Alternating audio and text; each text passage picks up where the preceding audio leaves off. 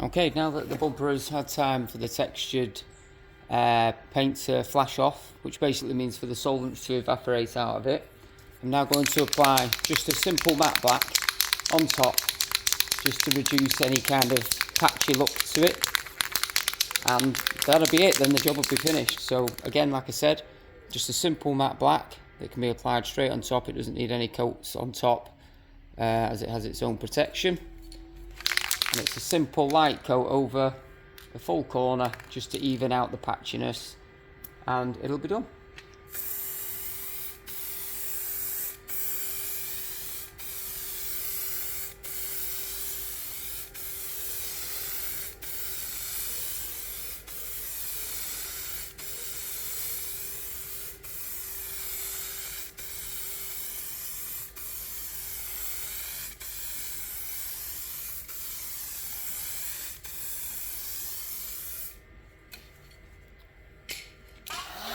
I'll apply some heat with the heat gun. Heat gun's my best friend in this job.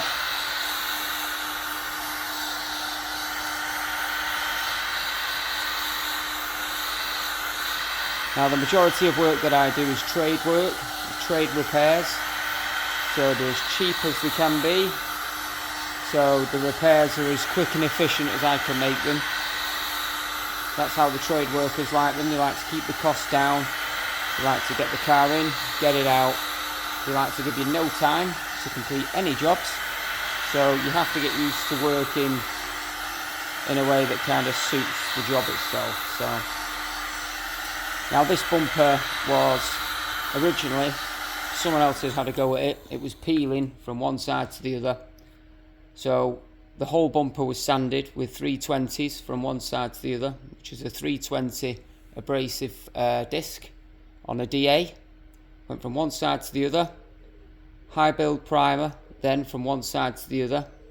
And then once the high build primer had dried, used an 800s dry, just sanded all my primer flat, and then straight onto applying textured paint.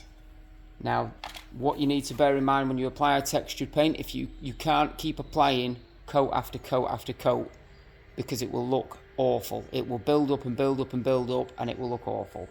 So it's kind of put one coat on. When you've got the look that you want off that one coat, leave it.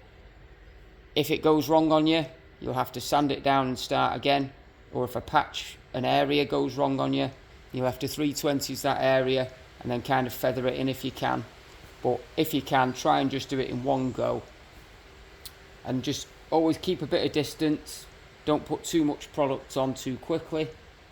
Usually a nice light even coat will give you the look that you need, and then you can apply some textured plastics can be different shades of grey, different shades of black, but generally speaking I would say 8 out of 10 matte black will get you out of the shit.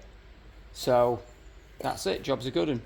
Now with the parking sensor, I don't mask the rubber ring around the parking sensor. Once this is dry, I will get a toothpick and I will just peel off the textured paint or any paint that's on the rubber seal, and it will just come off very quickly and it's done. So just to give you an idea, so that's the original and that's what I've done. Now obviously plastics fade, so getting 100% match to an original plastic trim, especially on an older car, can be quite tricky, as the plastics do fade over time.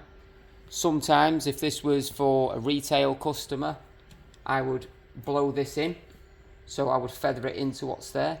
But as it's a trade job, this is what I get paid to do, and this is the result. The customer's happy usually, don't get any complaints about my work. Trade customer's happy and I get paid. But it's a simple task to be done as a DIYer at home.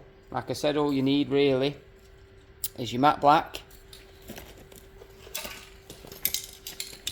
textured paint, some abrasives. Abrasives I recommend for plastics, nothing any more coarse than a 120. If you're hand sanding, I would probably go with 180s, just because it will make the plastic fluffy and it can be a bit of a pain in the arse to get it to go smooth, so that when you paint, the plastic fibres aren't sticking up. So if you start with a 180, then go on to a 320, and then you're at a point where you can put a high build primer on. In the ideal world, you'll go up to 400s, but in the trade world, we haven't got time for that. So 180s, 320s, get it primed in high build primer, get your primer sanded down with 800 abrasives, and then off you go with your paint. Always remember to leave adequate time between your coats of paint to allow your solvents to evaporate between coats. For flash times and things like that, always read the cans. It will be on there somewhere to how long it wants you to leave between coats. The thicker you put a coat of paint on, the longer you'll have to leave it. The lighter the coat, you get away with murder. But have a go, see how you get on. Thank you.